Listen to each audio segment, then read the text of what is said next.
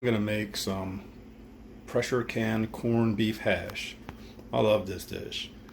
Um, Kind of mooched it from someone else on YouTube. Her name is More to Life. I gotta put a link to her video under mine, and mine's gonna be super short. Hers is a 14-minute video. I'm not gonna tell you step by step everything. I'm just gonna tell you. I'm just gonna chop up some meat, and then I don't know how many potatoes and onions. I'm just gonna fill these jars up and see what happens. So we have some ketchup, which I work with Susie. She says that she likes to actually add ketchup before she cooks it. So I'll do one jar, Susie's way. Got some corned beef, got some potatoes, we have some yellow onions, and some Anaheim chili peppers. All right, I'm gonna chop these up, and then we'll start building jars and cook it. All right.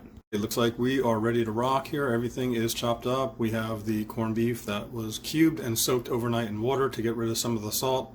The Anaheim, onions, and I forgot, I'm gonna add some garlic. Okay, so we built these jars. I was a little heavy on potatoes, so I'm doing a little more potatoes than meat. But again, you can do these jars any way you want. If you have more meat or you like more meat, you want to go more on peppers, more on onion. It's whatever you want to do. That's what's fun about this. So anything goes here. Right, this is for Susie here. And maybe two for Susie here. All right, got our jars filled. Gonna put them in there, and we're gonna cook them.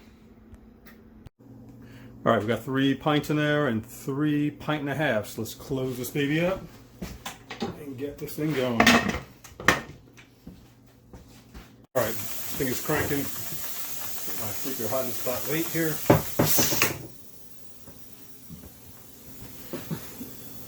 All right, we're just about 10 psi.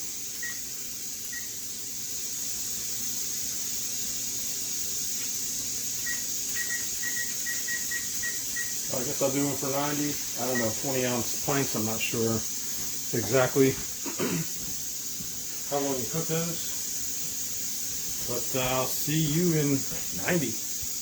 All right, let's take a peek, see what this corned beef hash looks like. Bam! Ooh, looks hot.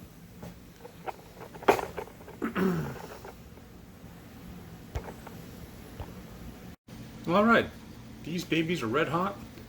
Let's let them chill out for a little bit, and then we'll put them on the side. And then we'll clean them up and put them away.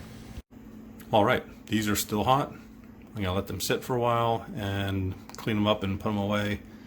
In a day or two, I am definitely gonna try this. You just drain the water off, and then you pan fry it, and you add some eggs. That's it.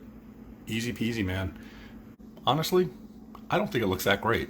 I mean, maybe when you take this out, drain the liquid and fry it, it's gonna be bomb. But I have a feeling taking canned corned beef, chopping potatoes, onions, peppers, and frying them, just using the canned corned beef would probably be the way to go. But I'm gonna try this tomorrow, and then we'll see how it is. All right, let's give this thing a whirl here. Drain this.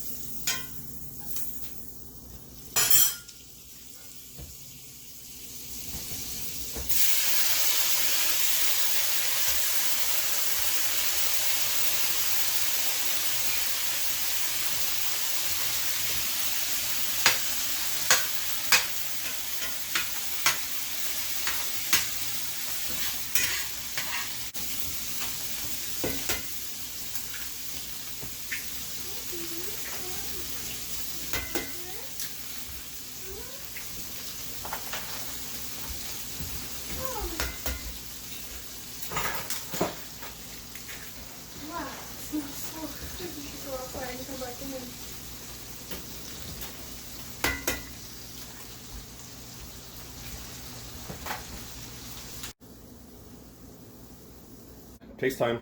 Overall, this was not bad. I tasted the potato when it was in the frying pan. It was a little mushy, so I pretty much knew from the beginning that I would prefer to cut up potatoes, peppers, and onions, fry them in a pan, and then add corned beef that was jarred. But this would be awesome, man, if you would take this camping and you got a few friends with you, take a quart, 2 quarts, and just drain it, throw it in a frying pan, and throw some eggs on there. That would be awesome. So, yeah, this is not a bad recipe. I definitely would do it again. Thanks for watching.